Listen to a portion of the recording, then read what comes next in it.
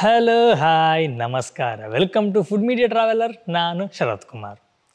ಸ್ನೇಹಿತರೆ, ನಮ್ಮ ಮನೆ ಹೊರಗಡೆ ಸ್ವಲ್ಪ ಚಂದ ಕಾಣಲಿ ಅಂತೇಳಿ ನಾವು ಕೆಲವೊಂದು ಗಿಡಗಳನ್ನು ನಡ್ತೀವಿ. ಕೆಲವೊಂದು ಹೂವಿನ ಗಿಡಗಳಾಗಿದ್ದರೆ, ಕೆಲವೊಂದು ಔಷಧಿ ಗಿಡಗಳಾಗಿರುತ್ತೆ, ಕೆಲವೊಂದು ಅಲಂಕಾರಿಕ ಗಿಡಗಳಾಗಿರುತ್ತೆ. ಅದರಲ್ಲೂ ಕೆಲವೊಬ್ಬರು ಮನೆಯ ಒಳಗೂ ಚೆನ್ನಾಗಿ ಕಾಣಲಿ ಅಂತ ಹೇಳಿ ಕೆಲವೊಂದು ಗಿಡಗಳು ನಡುವಂಥ ಅಭ್ಯಾಸಗಳಿರುತ್ತೆ. ನಾವು ಮನೆಯ ಹೊರಗಡೆ ನಡಲಿ ಅಥವಾ ಒಳಗಡೆ ನಡಲಿ, ಪ್ರತಿಯೊಂದು ಗಿಡಗಳು ಸಹ ಉಸಿರಾಡುತ್ತೆ. ಪ್ರತಿಯೊಬ್ಬರಿಗೆ ಗೊತ್ತಿರುವ ಹಾಗೆ ನಾವು ಗಿಡ ಮರಗಳು ಉಸಿರಾಡದಂತಹ ಗಾಳಿಯನ್ನ ಉಸಿರಾಡ್ತೀವಿ. ಹಾಗೆಯೇ ಮನೆಯ ಒಳಗಡೆ ಅಥವಾ ಮನೆಯ ಹೊರಗಡೆ ನಟ್ಟಿರುವಂತಹ ಗಿಡಗಳು ಸಹ ಉಸಿರಾಡುತ್ತೆ. ಇದರಲ್ಲಿ ಕೆಲವೊಂದು ಗಿಡಗಳು ಹೊರಸೂಸುವಂತಹ ಆಮ್ಲಜನಕ ನಮ್ಮ ಆರೋಗ್ಯಕ್ಕೆ ಒಳ್ಳೆಯದಾದರೆ, ಕೆಲವೊಂದು ನಮ್ಮ ಆರೋಗ್ಯಕ್ಕೆ ಹಾನಿಕಾರಕವಾಗಿರುತ್ತೆ. ನಾವು ಯಾರೋ ಹೇಳಿದ್ರು ಅಂತ ಹೇಳಿ ಮನೆಯ ಒಳಗಡೆ ಅಥವಾ ಮನೆಯ ಹೊರಗಡೆ ಕೆಲವೊಂದು ಗಿಡಗಳನ್ನು ನಡ್ತೀವಿ. ಕೆಲವೊಂದು ಗಿಡಗಳ ಪರಿಚಯ ನಮಗಿರುತ್ತೆ, ಕೆಲವೊಂದು ಗಿಡಗಳ ಪರಿಚಯ ಗೊತ್ತಿರೋದಿಲ್ಲ, ಅದು ಹೆಸರು ಗೊತ್ತಿರೋದಿಲ್ಲ.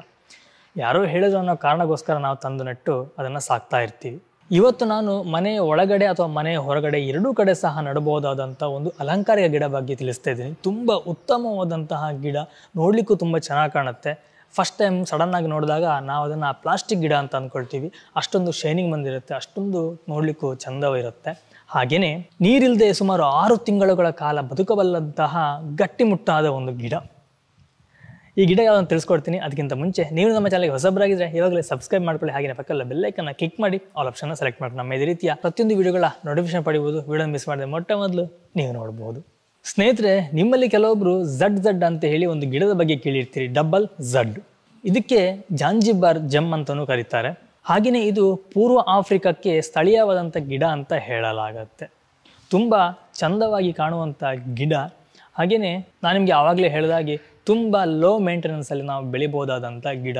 ನಾವು ಗಿಡ ನಟ್ಟಿರುವಾಗ ಹೊರಗಡೆ ಹೋಗ್ಬೇಕು ಅಂತ ಯೋಚನೆ ಮಾಡ್ತೀವಿ, ನಾವು ಗಿಡಕ್ಕೆ ನೀರು ಹಾಕೋರು ಯಾರು ಅಂತ ಹೇಳಿ. ಆದರೆ ಈ ಗಿಡಕ್ಕೆ ಆ ಸಮಸ್ಯೆ ಇಲ್ಲ. ನೀವು ಒಮ್ಮೆ ನೀರು ಹಾಕಿದರೆ 6 ತಿಂಗಳ ಕಾಲ ನೀರು ಹಾಕಬೇಕಂತೇಳಿ ಅವಶ್ಯಕತೆಯೇ ಇಲ್ಲ. ಆದರೂ ತಿಂಗಳಲ್ಲಿ 1-2 ಸಲ ನೀರು ಹಾಕೋದು ತುಂಬ ಉತ್ತಮ. ಈ ಗಿಡ ನಮ್ಮ ಆಸುಪಾಸಿನ ನರ್ಸರಿಯಲ್ಲಿ ಸಿಗುತ್ತೆ. ಸುಮಾರು 200 ರೂಪಾಯಿಂದ 500-600 ರೂಪಾಯಿ ತನಕನೂ ಇದೆ. ಮೇ ಬಿ ಗಿಡದ ಸೈಜ್ ಮೇಲೆ ಡಿಪೆಂಡ್ ಆಗುತ್ತೆ ಅಂತ ಅಂದ್ಕೊಳ್ತೀನಿ. ಈ ಗಿಡ ಸುಮಾರು 18ರಿಂದ 24 ಇಂಚು ಎತ್ತರಕ್ಕೆ ಬೆಳೆಯುತ್ತೆ. ಹಾಗೆಯೇ ಇದು ಬಹಳ ನಿಧಾನಗತಿಯಲ್ಲಿ ಬೆಳೆಯುವಂಥ ಗಿಡವಾಗಿದೆ. ಸಾಮಾನ್ಯವಾಗಿ ಗಿಡಗಳು ಬೇರು ಅಥವಾ ಬೀಜದಿಂದ ಹುಟ್ಟಿದರೆ, ಈ ಗಿಡ ಗಡ್ಡೆಯಿಂದ ಹುಟ್ಟುವಂಥದ್ದು. ಈ ಗಿಡದ ಎಲೆಗಳಿಂದನೂ ಸಹ ನಾವು ಈ ಗಿಡವನ್ನು ಬೆಳೆಸಬಹುದು. ಈ ಗಿಡಕ್ಕೆ ಹೆಚ್ಚಿನ ನೀರು ಮತ್ತು ಬೆಳಕಿನ ಅಗತ್ಯ ಇರೋದಿಲ್ಲ. ಈ ಗಿಡ ನೀರಿಲ್ಲದೆ ಸುಮಾರು 6 ತಿಂಗಳ ಕಾಲ ಬದುಕುತ್ತೆ. ನಾವು ಸಾಮಾನ್ಯವಾಗಿ ಒಂಟೆಗಳ ಬಗ್ಗೆ ಕೇಳಿರ್ತೀವಿ. ಈ ಒಂಟೆಗಳು ತಮ್ಮ ದಿಬ್ಬದಲ್ಲಿ ನೀರನ್ನು ಸಂಗ್ರಹ ಮಾಡಿ ಇಟ್ಕೊಂಡು ಸುಮಾರು ತಿಂಗಳುಗಳ ಕಾಲ ಬದುಕುತ್ತೆ. ಅದೇ ರೀತಿ ಈ ಗಿಡವು ತನ್ನ ಎಲೆ ಮತ್ತು ಕಾಂಡದಲ್ಲಿ, ಅಂದರೆ ಆ ಗಡ್ಡೆ ಇದೆಯಲ್ಲ, ಆ ಗಡ್ಡೆಯಲ್ಲಿ ನೀರನ್ನು ಶೇಖರಣೆ ಮಾಡಿ ಇಟ್ಕೊಂಡು ಸುಮಾರು 6 ತಿಂಗಳ ಕಾಲ ಆ ನೀರನ್ನು ಉಪಯೋಗಿಸಿಕೊಂಡು ಬದುಕುತ್ತೆ. ಈ ಗಿಡದಲ್ಲಿ ಸುಮಾರು 4ರಿಂದ 5 ತಳಿಗಳನ್ನು ನಾವು ನೋಡ್ಬೋದು. ಬೇರೆ ಬೇರೆ ರೀತಿಯ ತಳಿಗಳಿದೆ. ಆದರೆ ನಾನಿವತ್ತು ನಿಮಗೆ ತೋರಿಸ್ತಿರುವಂಥ ತಳಿ ಲಕ್ಕಿ ಕ್ಲಾಸಿಕ್ ಗಿಡ ಅಂತ ಹೇಳಿ ಇದರ ತಳಿಯ ಹೆಸರು. ಈ ಗಿಡಗಳನ್ನು ತಾಂಜಾನಿಯಾ ದೇಶದಲ್ಲಿ ಸಾಂಪ್ರದಾಯಿಕ ಔಷಧಿಯಾಗಿ ಬಳಸಲಾಗ್ತಾ ಇದೆ. ಕೆಲವೊಂದು ಅಧ್ಯಯನಗಳ ಪ್ರಕಾರ ಈ ಗಿಡದ ಎಲೆಗಳನ್ನು ಪ್ರಾಣಿ ಅಥವಾ ಮನುಷ್ಯ ಸೇವಿಸಿದರೆ ಅವರಿಗೆ ವಿಷಕಾರಿಯಾಗುವಂತಹ ಅಪಾಯಕಾರಿ ಗಿಡ ಅಂತಲೂ ಸಹ ಇದನ್ನು ಹೇಳಲಾಗುತ್ತೆ. ಈ ಗಿಡವನ್ನು ನಾವು ಮನೆಯ ಒಳಗಡೆನೂ ಇಡಬಹುದು, ಮನೆಯ ಹೊರಗಡೆನೂ ಸಹ ಅಲಂಕಾರಿಕ ಗಿಡವಾಗಿ ನಾವು ಇದನ್ನು ಬೆಳೆಸಬಹುದು. ಈ ಗಿಡಕ್ಕೆ ಹೆಚ್ಚಿನ ಬೆಳಕಿನ ಅವಶ್ಯಕತೆ ಇಲ್ಲದೆ ಇರೋದ್ರಿಂದ ಮನೆಯ ಒಳಗಡೆ ತುಂಬ ಚೆನ್ನಾಗಿ ಬೆಳೆಯುತ್ತೆ. ಈ ಗಿಡವನ್ನು ನಾವು ಮನೆಯೊಳಗೆ ಇಡೋದ್ರಿಂದ ಏನೆಲ್ಲ ಪ್ರಯೋಜನಗಳಿದೆ? ಈ ಗಿಡವನ್ನು ನಾವು ಮನೆಯ ಒಳಗೆ ಇಡೋದ್ರಿಂದ ನಾವು ಸಾಮಾನ್ಯವಾಗಿ ಗೋಡೆಗೆ ಹಾಕಿರುವಂಥ ಪೇಂಟ್ನಲ್ಲಿರುವಂತಹ ಹಾನಿಕಾರಕ ಅಂಶಗಳನ್ನು ತೆಗೆದುಹಾಕಿ ಗಾಳಿಯನ್ನು ಶುದ್ಧ ಮಾಡಿ ನಮಗೆ ಶುದ್ಧವಾದಂತಹ ಗಾಳಿಯನ್ನು ಉಸಿರಾಡಲಿಕ್ಕೆ ಕೊಡುತ್ತೆ. ಈ ಗಿಡಕ್ಕೆ ಯಾವುದೇ ಕೀಟಗಳು ಅಥವಾ ಹುಳಗಳ ಬಾಧೆ ಇರೋದಿಲ್ಲ. ಹಾಗಾಗಿ ನಾವು ಇದನ್ನು ಮನೆಯ ಒಳಗಡೆ ಆರಾಮವಾಗಿ ಬೆಳೆಸಬಹುದು. ಈ ಗಿಡದಿಂದ ನಮಗೆ ಯಾವುದೇ ರೀತಿಯ ರೋಗದ ಭಯ ಇಲ್ಲ.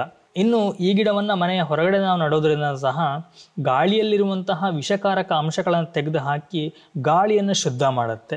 ಆ ಗಿಡ ಸುತ್ತಮುತ್ತ ನಾವು ಉಸಿರಾಡಿದಾಗ ನಮಗೆ ಶುದ್ಧವಾದಂತಹ ಗಾಳಿ ಸಿಗುತ್ತೆ. ಸಾಮಾನ್ಯವಾಗಿ ಎಲ್ಲ ಗಿಡಗಳ ರೀತಿಯಲ್ಲೂ ಈ ಗಿಡದಲ್ಲೂ ಸಹ ಹೂವು ಬರುತ್ತೆ. ಈ ಹೂವು ಸುಮಾರು ಜುಲೈಯಿಂದ ಸೆಪ್ಟೆಂಬರ್ ತಿಂಗಳಲ್ಲಿ ಹೆಚ್ಚಾಗಿ ಬೆಳೆಯುತ್ತೆ. ನಾನಲ್ಲಿ ಏನು ನಿಮಗೆ ಫೋಟೋ ತೋರಿಸ್ತಿದ್ದೀನೋ ಈ ರೀತಿಯಾಗಿ ಒಂದು ಹೂವು ಬರುತ್ತೆ. ಈ ಹೂವು ನೋಡಲಿಕ್ಕೆ ಚಂದವಾಗಿ ಕಾಣುತ್ತೆ ಅನ್ನೋದು ಬಿಟ್ಟರೆ ಬೇರೆ ಯಾವುದೇ ರೀತಿಯ ಉಪಯೋಗ ಇಲ್ಲ.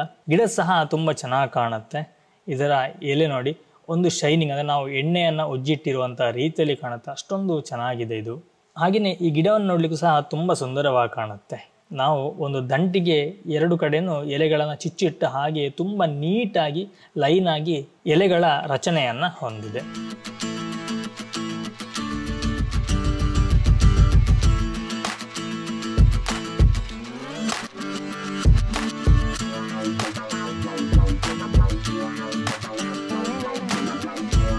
ಸ್ನೇಹಿತರೆ, ನೋಡಿದ್ರಲ್ಲ, ಇದಿಷ್ಟು ಜಾನ್ಜಿಬಾರ್ ಗಿಡದ ಒಂದು ಸಣ್ಣ ಮಾಹಿತಿಯಾಗಿತ್ತು.